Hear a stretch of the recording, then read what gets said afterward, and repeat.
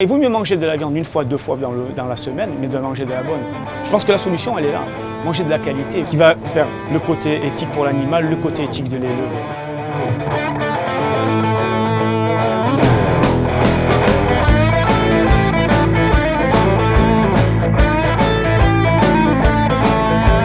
Je suis boucher depuis 43 ans. Avec René, depuis 8 ans, on a créé ce rayon boucherie dans un magasin qui existait déjà. C'était un rayon traiteur que René a depuis de nombreuses années.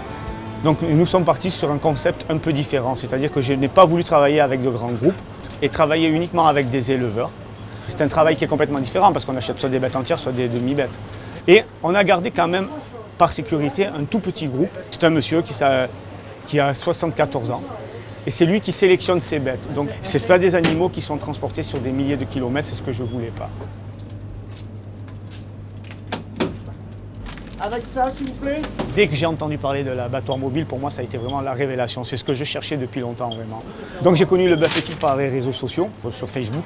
Et de suite, j'ai adhéré à sa vision, c'est-à-dire que l'animal meurt là où il est né. Merci à vous, c'est gentil. Ça correspond vraiment à mon éthique, c'est-à-dire que les animaux, je ne veux pas qu'ils soient transportés sur des milliers de kilomètres.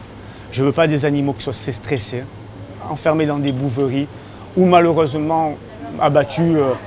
C'est malheureusement au bout d'un moment, quand il y a des abattages industriels comme ça, c'est des boîtes de conserve. On ne fait plus de différence, il n'y a plus le côté humain. Mais un animal stressé, ça donne une viande de très mauvaise qualité, voilà.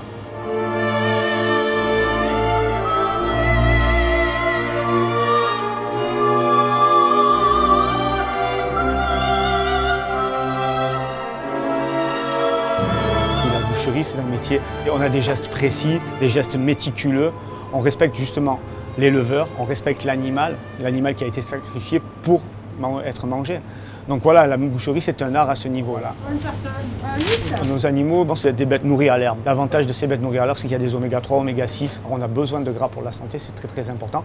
Et justement, il faut des bêtes avec du gras, parce que si les gens veulent du goût, il faut du gras. Et oui, notre viande est plus chère, mais au moins elle permet aux éleveurs d'être bien rémunérés et de vivre de leur travail. Mais ça, c'est notre rôle aussi d'expliquer. Moi, je leur explique que quand des fois, j'ai pas de faux filets ou quoi, c'est parce que je vais racheter. Mais si je fais un rachat, c'est sur une bête qui va pas être bonne. On est obligé de manquer de temps en temps de marchandises. C'est ce que j'ai dit une fois à un client, il me demandait pourquoi j'ai plus de côtes d'agneau. Je lui ai dit, vous savez, on a essayé de les planter dans la terre, mais ça pousse pas. Donc je lui ai bien expliqué qu'un agneau, ça a que 13 côtes d'un côté, 13 côtes de l'autre. Et après, il y a les épaules, il y a les gigots, il faut les vendre. Parce que le consommateur, il va en grande surface et il trouve tout à foison. Alors il pleure devant les vidéos, mais il y contribue d'un autre côté. Aller acheter du bœuf à 6 euros, 7 euros, c'est qu'on a vu du bœuf. Et là, l'éleveur, il gagne quoi là? C'est ça qu'ils ne comprennent pas. Passez une bonne journée. Au revoir. Steak Machine. C'est un livre vraiment très très instructif. En fait, c'est un jeune journaliste qui veut se faire embaucher dans un abattoir et il vit la vie des gens qui abattent les animaux. C'est-à-dire, il vit la pression qu'on met à ces gens-là. Il explique qu'on leur refuse les arrêts de travail. Il explique que certains de ces gens prennent de la drogue pour tenir.